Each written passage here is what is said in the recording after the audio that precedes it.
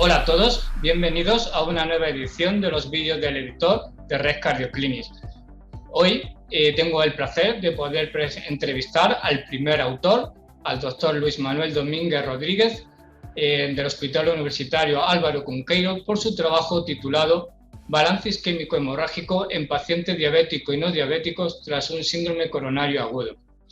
Es un trabajo que amerita ser destacable, en primer lugar por su brillante metodología que han aplicado, además por tratarse de su análisis de un registro multicéntrico, además de ámbito internacional. Y sin más preámbulo, en primer lugar, doctor Domínguez, agradecerle su participación, colaboración en esta entrevista y nos gustaría iniciar este turno de preguntas, por qué el estudio y cuáles fueron sus objetivos. Pues muchas gracias en primer lugar tanto a la revista Recardio Clinics como por supuesto al editor por la entrevista y por la oportunidad de poder compartir con todos ustedes nuestro trabajo.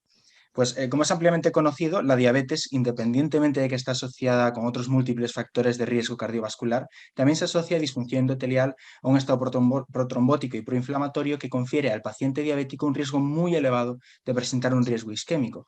Pero sin embargo, también se conoce que la diabetes a través de la microangiopatía y el daño endotelial por la hiperglucemia también puede incrementar el riesgo hemorrágico. Y por esta razón, pues en este estudio nos hemos planteado poner en la balanza, por un lado, el riesgo de reinfarto y por otro lado, el riesgo de sangrado en un grupo de pacientes diabéticos y no diabéticos tras un síndrome coronario agudo por el que hayan recibido doble anticoagulación plaquetaria con inhibidores de P2 y 12 potentes, ticagrelor y prasugrel. Los objetivos son, en primer lugar, pues describir las diferencias entre ambos grupos y también analizar cómo varía el riesgo a lo largo del seguimiento. Muy bien, doctor Domínguez. Ya conocemos un poco el objetivo de este estudio y quién ha participado en el estudio, porque como comentaba, se trata de un análisis de un registro multicéntrico e internacional y qué características tiene la población del análisis. Pues el estudio actual emplea los datos del registro RENAMI, como habéis comentado, pues que se trata de un registro multicéntrico a nivel europeo en el que participan 12 centros de 6 países diferentes, que son España, Italia, Suiza, Grecia, Serbia e Inglaterra. Pues se han incluido un total de 4.424 pacientes diagnosticados de síndrome coronario agudo, tanto con elevación como sin elevación del ST, a los que se le haya realizado una angioplastia y que hayan recibido tratamiento con doble anticoagulación plaquetaria, con ticagrelor o con prasugrel.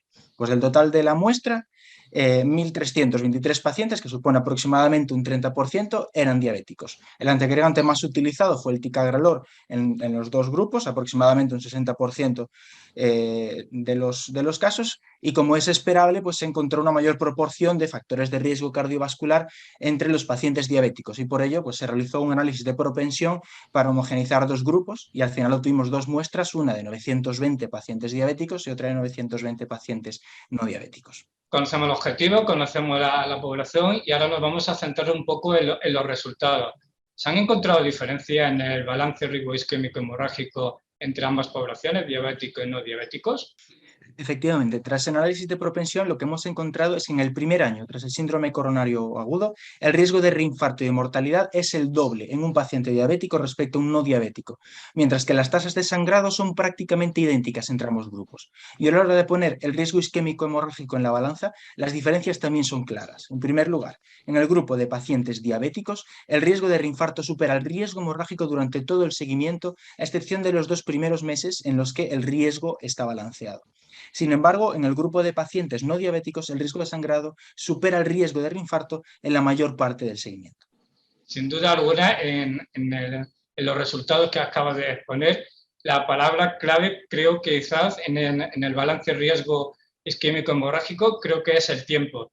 ¿Realmente influye tanto el tiempo en este balance isquémico hemorrágico en esta población y sobre todo los pacientes diabéticos? Sin duda, sin duda.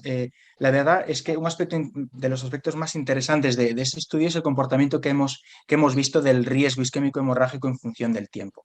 Vemos que tanto para el riesgo isquémico como para el hemorrágico, el riesgo de haber presentado un evento es mucho mayor en los 30 primeros días del seguimiento, pero a partir de ahí difiere. En cuanto al riesgo hemorrágico, después de estos 30 primeros días, se estabiliza y va disminuyendo progresivamente hasta alcanzar su punto más bajo al final del seguimiento. Pero con el riesgo de reinfarto ocurre al contrario. Este riesgo va aumentando progresivamente según pasan los meses, de forma más marcada ya a partir del 11º mes. Doctor Domínguez, muchísimas gracias por su participación en esta entrevista y como iniciaba al principio, pues me parece un artículo que merece la pena adentrarse en él y conocerlo, porque además de los datos que nos acaba de exponer sobre el balance isquémico hemorrágico en estas dos poblaciones, también hay una serie de datos muy interesantes sobre todo el tipo de predictores, tanto isquémicos como hemorrágicos, en ambos grupos de poblaciones que merecen la pena ser analizados, puesto que se trata de nuestro trabajo, nuestra práctica clínica diaria. El síndrome coronario agudo, con un 30% de pacientes diabéticos, es un dato a tener en cuenta a la hora de utilizar y mejorar nuestro tratamiento. Pues sin más, muchas gracias por todo. Muchas gracias.